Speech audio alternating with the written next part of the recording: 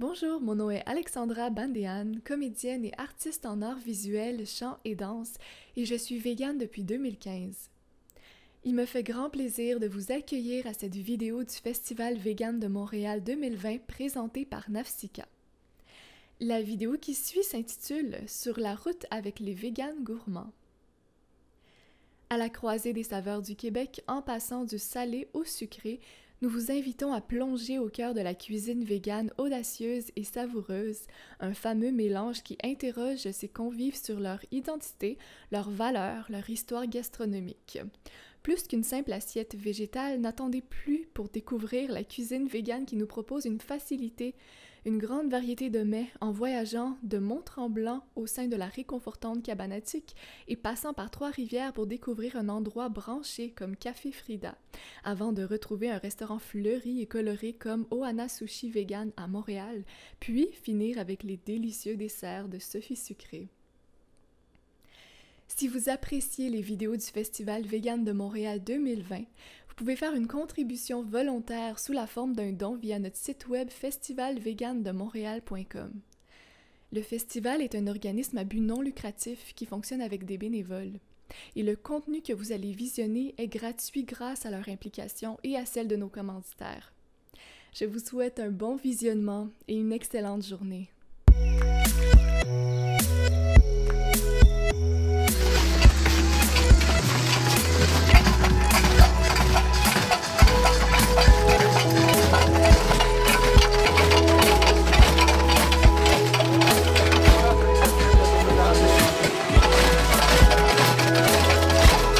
Bienvenue à Cabane à tuc. Moi c'est Simon. Ça fait la Cabane à tuc, ça aurait été l'année dernière sa 4e saison officielle. Mais fait que cette année j'entame ma cinquième saison aussi, si ça va avoir lieu, c'est sûr. Puis là ce que je vais vous faire là, c'est un de mes plats que je sers au resto, c'est mon tempeh, en fait mon omelette au tempeh. Tempeh que je fais ici moi-même, que je fais le tempeh ici même, là, en fait, avec un de mes serveurs qui a Symbiose Alimentaire, qui fait le tempeh de pois jaunes. Puis les pois jaunes, c'est mon ami à moi, Simon Duval, des grains Duval à Kiamika, qui fait pousser les pois pour nous, pour la production de tempeh et de ma soupe aux pois.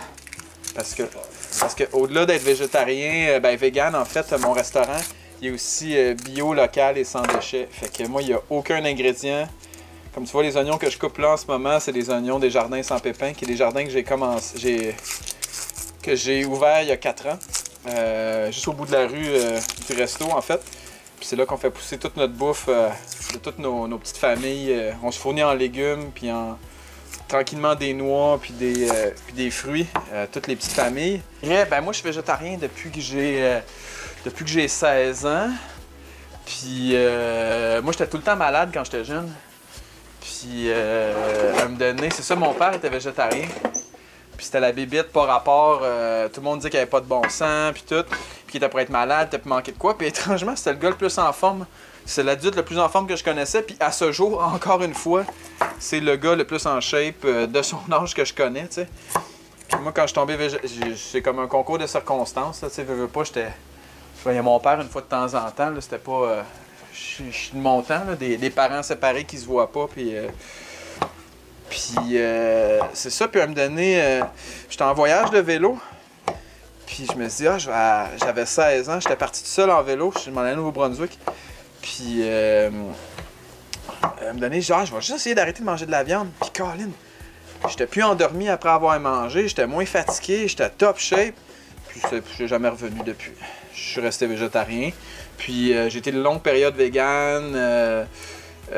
Puis c'est ça, c'est socialement que c'est tough, là. Mais moi, si je mange n'importe quelle protéine animale, je tombe endormi. Puis si c'est de la viande, là, ça m'endort d'un coup sec, là. Puis je file vraiment, vraiment pas top. Fait que c'est ça. Puis après ça, il y a tout le côté. Je suis allé visiter aussi moi-même des abattoirs, voir comment ça se passait, tu sais. Ma vie m'a amené à encager du poulet. Puis je suis comme, oh my god, c'est tellement trash. Puis si tout le monde, je pense, verrait l'impact de leur consommation, je pense qu'on serait une plus grosse gang. Mais en même temps, c'est pour tout, là. C'est pour. Même chose pour l'achat local ou Si on était plus tous conscients, puis c'est pas de notre faute collectivement, là, on est tous endormis, puis on est tous occupés. T'sais. Au début, j'étais végétarien, fait que je faisais des omelettes, puis j'achetais du tofu faire des omelettes sans œufs. Mais ça me faisait chier le tofu parce que c'est la seule affaire qui faisait des déchets. T'sais, moi, j'ai pas de... Moi, ben, pas rien que du plastique, mais c'est que tous mes ingrédients sont locaux puis ils sont pas emballés. C'est dans des conteneurs réutilisables. Tout, j'achetais du tofu, puis j'avais full plastique, puis j'étais comme, ah, ça me fait chier. Fait que je me suis dit, ah, ben, je vais faire. Puis moi, j'aime pas tant que ça le soya, je le digère pas. C'est ça, je suis un végétarien qui digère pas le soya, tu sais. Fait que. Fait que je dis, ah, je vais aller vers d'autres choses. Puis là, j'essayais le tempeh, mais le tempeh, c'était encore du soya. Je me suis engagé une biologiste, puis j'ai appris à faire mon tempeh. Puis en le faisant, je faisais des méga grosses batches, là. J'ai fait un 180 kg de tempeh one shot.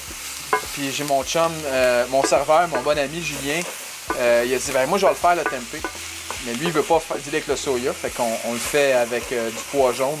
Puis c'est beaucoup moins... ils sont partis avec mon huile, là-bas. J'espère qu'il m'en reste un... Ah, s'il m'en reste pas gros. OK, mais ça va juste aller plus vite. Mais oui, et voilà!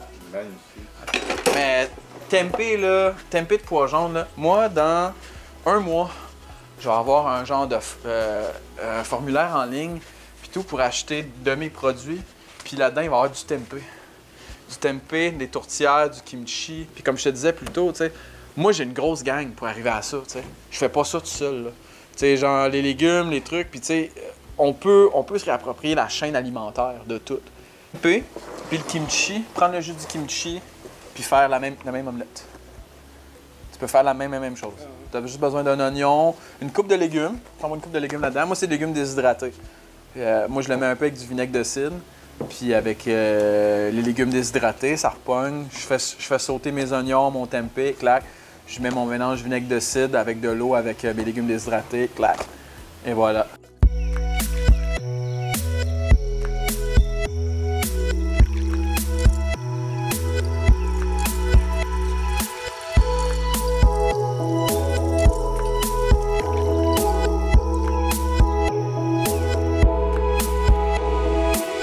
Bienvenue chez Ohana Sushi, je m'appelle Min, la copropriétaire de Ohana Sushi. Le meilleur thème, le meilleur vendeur jusqu'à maintenant, c'est le Black Angel, c'est ma fierté. Comme je dis toujours, que je pars avec l'idée que oui, on est vegan, mais on n'est pas ennuyante. On est capable de manger bien. Et manger de façon qui est bon pour la santé.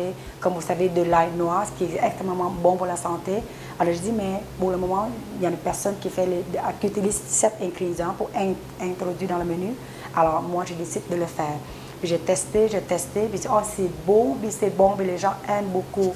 On mange bien, on mange santé, puis oh, c'est bon pour les animaux. Pourquoi pas? Alors, c'est génial, comme ça. Il faut commencer loin, OK? Loin en arrière.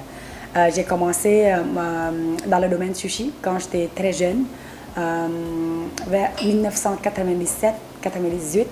J'ai temps partiel aux études. Après ça, travaillé pendant longtemps. Puis en 2002, moi et mon conjoint, on a décidé d'ouvrir un restaurant, puis travailler longtemps dans le domaine. Puis on dit, on a tout le temps une partie de végé, toujours il y a 20 ans. Tout le temps, je pense que nous, c'est parmi le menu qui a le plus de végé dans notre menu. Puis avec le temps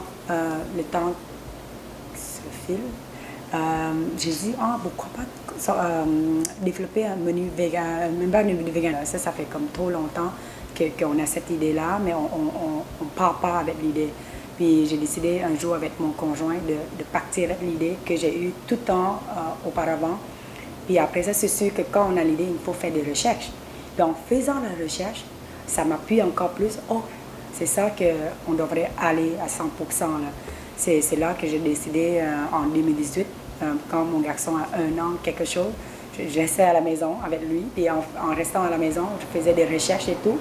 Puis ça m'appuie encore plus comme cette idée pour développer un restaurant vegan. À chaque fois quand je fais des recherches, il n'y en a pas tant de restos vegan. Je dis pourquoi, tu sais, comme c'est comme offrir plus de variété, plus de choses pour vous, c'est comme c'est bien. Je dis, on a déjà la base, mais on y va comme ça. C'est une question de service, de servir. Je pense que c'est un couple, une femme plus dans la quarantaine, cinquantaine, sont venus et disent, ah, après avoir vu le menu, elle était un peu surprise, un peu plus que surprise, disons. Elle dit, ah, vous êtes venu vegan, ok. Puis après ça, elle avait comme la tendance d'abandonner, de nous quitter. Et là, la serveuse dit, ah, essayez, c'est très bon, cette fois, essayez, vous allez voir. Je dis, oh, ok, c'est comme, pas trop. Mais finalement, elle a accepté d'essayer. Puis après avoir mangé, elle a changé complètement sa façon de voir des choses, la nourriture végane, l'alimentation. Comment on fait? Elle était vraiment comme, disons, elle a changé d'idée complètement. Elle a changé son comportement, son attitude. Comme genre 10 minutes, 15 minutes avant, puis 15 minutes après, c'est comme une autre personne. Là. Oui, puis on est tellement heureux. Quand on voit cette réaction-là, on est tellement heureux. Comme ça nous fait tellement du bien. Oui, mais il y en a plusieurs là. À partir de là, il y en a plusieurs qui nous disent ça, là, qui même nous vont envoyer le texte. Hein. Oh, on va revenir même recommander sur notre page de Facebook. Mais le plus populaire, c'est le plat ancho, le Black Dragon et le Bella, disons. C'est ça, c'est les trois qui sont différents au niveau de sauce, au niveau de comment ils sont composés. Ouais, c'est le top, c'est le Black Ancho et le Black Dragon que les gens aiment beaucoup. Vous pouvez nous donner les ingrédients, peut-être? Ben, le Black Ancho, si vous voyez, le Black Dragon, vous voyez, c'est c'est grâce à on a vraiment une recette de sauce que les gens adorent. C'est souvent nos choses qui combinent bien avec la sauce que les gens aiment beaucoup. Mais les ingrédients sont tous marqués sur le menu. Là. Vous allez voir que c'est des ingrédients naturels, normal comme que vous trouvez dans le marché. C'est le genre comment on réfléchit pour matcher le sucré, salé, acide. C'est là où ça joue beaucoup sur vos paliers. Okay? Voyager vos papiers de côté de nous. Au début, dans la communauté végane qui connaît qu'on existe, ils viennent pour nous encourager. Mais avec le temps que je vois, je remarque de plus en plus une clientèle. Au début, c'était une clientèle jeune. Mais après ça, il y a de plus en plus des clientèles plus âgées, dans les quarantaines, cinquantaines, soixantaines et plus. À un moment donné, je regarde dans la salle à manger, il n'y a que des personnes plus âgées. Et ce que j'adore, parce que, comme vous savez, le véganisme, c'est quand même nouveau. Pour les gens qui ne connaissent pas beaucoup, puis les gens apprennent à connaître. Puis même les personnes plus âgées avec qui je connais un professeur de français, ils ne connaissent pas. Mais quand je parle de ça, de plus en plus, ils sont attirés vers ça, puis ils viennent nous voir, ils viennent nous visiter. C'est comme sur la publication que vous voyez souvent, que je dis, ah oui, c'est bon, c'est délicieux, c'est aussi bon que la beauté de la présentation est aussi délicieux. Les gens sont attirés par ça, puis ils viennent, ils aiment, ils apprécient beaucoup leur repas, leur nourriture, ils aiment beaucoup, puis ils reviennent de plus en plus souvent. C'est ce qui me fait heureux, ce qui me fait tellement content de voir cet effet-là. Oui, je vous dis, autant omnivores et autant des véganes qui viennent chez nous. Mais de plus en plus, les gens viennent. Comme hier, il y avait un papa non vegan, amené sa fille végane, puis il vient manger, puis lui, le papa, il mange, il dit « Ah oui, c'est très bon, pas assez, mais c'est très bon, il l'aime, il l'adore, il dit qu'il va revenir. » Vous voyez, c'est ça qui me fait tellement heureuse quand j'entends des choses comme ça. Puis on dit, on lâche pas, on continue pour faire plus connaître le véganisme aux gens. Mais lentement, il faut d'abord qu'ils aiment la nourriture, puis après ça, ils ouvrent l'esprit pour aller plus le véganisme, petit par petit.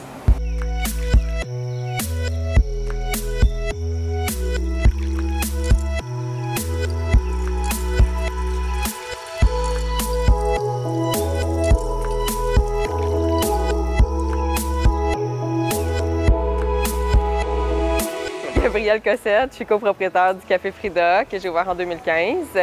Frida pour la peintre Frida Kahlo mexicaine, que j'aime beaucoup son univers et ses œuvres en général. Il n'y a rien qui est tant à son image à l'intérieur à part un peu l'aspect organique, mais c'est plus juste quelqu'un que j'admire énormément pour son féminisme et son militantisme dans le milieu.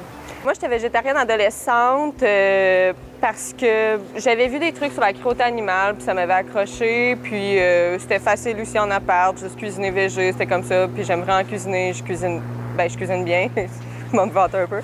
Puis, fait que c'est ça, puis par la suite, à cause de toutes sortes de raisons, j'avais comme recommencé à manger de la viande, puis sans jamais, tu sais, comme j'aimais vraiment cuisiner de la viande, puis tout l'aspect gourmet de ça, jusqu'à temps que je refasse le lien que j'avais oublié de faire.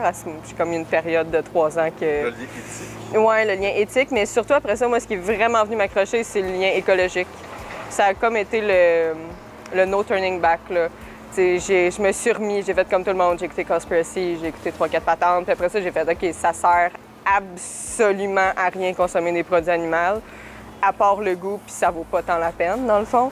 Fait que, rendu là, je me suis juste dit, ben ça sert à rien. Puis c'est un move vraiment facile à faire au quotidien. Il n'y a aucun négatif à devenir vegan ou pas, à part des cravings. Genre, c'est la pire chose, mais tu sais, sinon, c'est correct, là, on passe au travers, là. Fait que pour tout le positif, puis j'avais juste pas envie d'encourager l'industrie qui est derrière les produits animaux, là. Si tu payes des gens pour faire ça, pour détruire notre planète, c'est comme c'est cave, là. En fait, quand j'ai ouvert, c'était pas vegan, c'est ça la bonne joke. On a été 9 mois qu'on a même déjà servi de la viande ici, gros blasphème, mais quand même. Puis moi, j'avais refait une transition vers le végétarisme puis éventuellement vers un véganisme. Fait que, puisque toutes les entreprises que j'ai eues dans ma vie étaient vraiment in sync avec moi, puis ma personnalité, puis mes valeurs, j'étais incapable de servir de la viande en consommant pas, puis en sachant tout le bagage que ça a la consommation des produits animaliers pour la planète. Fait qu'on a fait la transition. Ça a été un peu difficile à faire passer à mon associé, mais à un moment donné, il n'y a plus le choix, puis c'est juste arrivé. On n'était pas tout à fait un resto à 100% au début. C'était beaucoup des snacks, puis on était un coffee shop. Fait que quand j'ai rajouté des articles au menu, les gens étaient juste contents qu'on ait un plus gros menu, mais ils étaient véganes en même temps. Fait que ça a créé un engouement. Puis, tu sais, on est le seul resto vegan encore à jour, à des kilomètres à la ronde. Là. Le plus proche, ben, c'est à Québec ou à Montréal. Puis même des restos avec des options véganes bien identifiées, là. Il y en a 3, genre, tu sais, puis à peine, là. Fait qu'on a encore comme un genre de monopole là-dessus. Fait que les gens étaient contents d'avoir cette expérience-là ici. Puis non, ça a vraiment créé un bel engouement, là. Ça a été même... Tu sais, moi, c'était un move à la base selon mes valeurs. Puis ça a aussi été un bon move de business, tant mieux pour tout le monde, pour moi et tout, là, mais ouais. Ça a juste eu du positif après.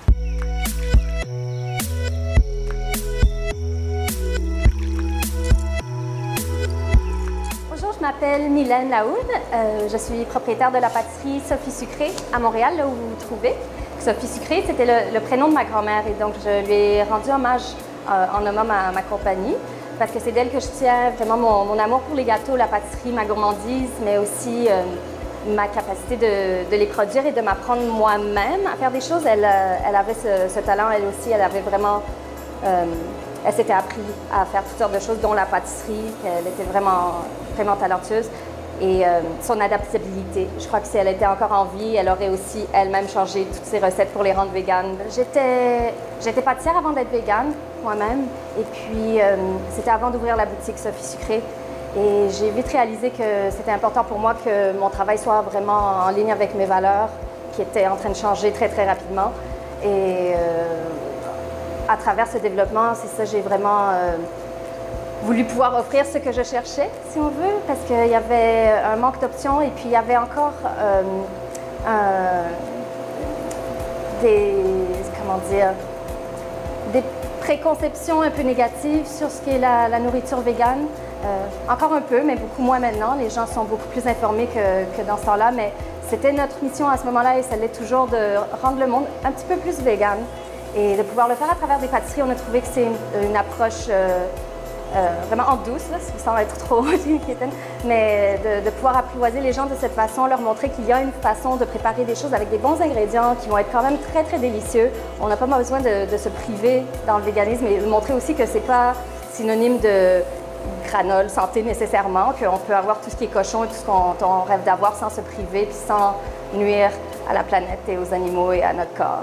Au moment où on a ouvert, il y avait, comme je disais, pas vraiment beaucoup d'options. Donc la communauté végane était très réceptive, ils étaient très, très heureux de nous recevoir et on a été très chanceux de les compter parmi nos clients tout ce temps-là parce que ça fait une grande partie de notre croissance, c'est sûr. Mais il y a aussi beaucoup de gens curieux, je dirais, des gens qui ne sont pas nécessairement véganes ou bien qui rentraient par hasard sans savoir que c'était vegan ou bien qui nous trouvaient parce qu'ils cherchaient quelque chose qu'un ami pouvait manger mais ce n'était pas pour eux. Et on a trouvé que c'était quand même très, très bien reçu, que les gens appréciaient de pouvoir avoir des options, même si ce n'était pas quelque chose dont ils avaient l'habitude. Et puis même si au début, on devait beaucoup expliquer aux gens ce que ça voulait dire, quels ingrédients on évitait. C'était quand même un petit peu obscur pour certaines personnes qui ne connaissaient pas le véganisme, qu'est-ce que ça voulait dire. Mais de plus en plus, ce travail se fait. De plus en plus, il y a des entreprises qui nous aident dans ce travail. Et puis des organismes comme le Festival Vegan qui aident à montrer aux gens que c'est pas si sorcier, que ça peut être partout. Et notre menu a été bien reçu, vraiment bien reçu, oui. On parle beaucoup à nos clients pour les connaître et savoir quelles sont leurs intentions derrière leurs achats. Et je dirais qu'on est à peu près à moitié-moitié. Que c'est sûr qu'il y a des gens qui cherchent notre pâtisserie parce que c'est vegan et parce que c'est tout ce qu'ils mangent. Et puis, c'était notre mission justement au départ de pouvoir offrir ces options-là. Mais on est vraiment content aussi de voir des gens qui sont omnivores mais curieux, d'essayer de réduire leur consommation de produits qui ne sont pas véganes et de pouvoir être là pour eux, pour leur montrer que c'est facile, qu'il y a des débuts, des petits changements vraiment, vraiment faciles qu'ils peuvent prendre. C'est vraiment le but de notre mission. Donc on est fiers de pouvoir dire que c'est vraiment moitié-moitié, de voir qu'il y a des gens qui changent leur attitude envers l'alimentation végane en général, le véganisme en général. On est vraiment quand même assez bien connus pour nos gâteaux. On prépare notre gâtage maison parce qu'un de nos principes, c'est sûr, pouvoir charmer les gens avec des produits véganes et donc de toujours s'assurer d'utiliser des bons ingrédients que les gens vont pouvoir aimer. Et donc, une chose qu'on n'utilise jamais, c'est du shortening, bien des margarines, des beurres hydrogénés. On prépare vraiment notre propre gras. C'est un mélange d'huile de coco et de beurre de cacao pour qu'on obtienne quelque chose qui fond à la même température que du beurre laitier. Et donc, c'est à base de ça qu'on prépare notre glaçage. Une autre chose pour laquelle on est vraiment assez bien connu sont nos croissants, nos pâtes feuilletées. On est assez fiers de cela parce qu'on a travaillé quand même assez longtemps pour, encore une fois, pouvoir produire quelque chose qui est très similaire à ce qu'on connaît, qui ne va pas nous laisser penser qu'il manque de quoi que ce soit, mais tout en n'utilisant pas des gras hydrogénés ou des margarines déjà prêtes. Alors, on a travaillé pour concevoir un beurre vegan à base d'huile de coco, de lait de soya bio et puis d'autres ingrédients qui aident à avoir les mêmes propriétés que le beurre qu'on utilise dans les pâtes de tourage, justement, toutes les pâtes feuilletées, croissants, pâtes feuilletées et tout. Et le résultat est un succès pour nous dont on est vraiment, vraiment fiers. Alors, c'est une des choses pour laquelle on est quand même assez bien connus.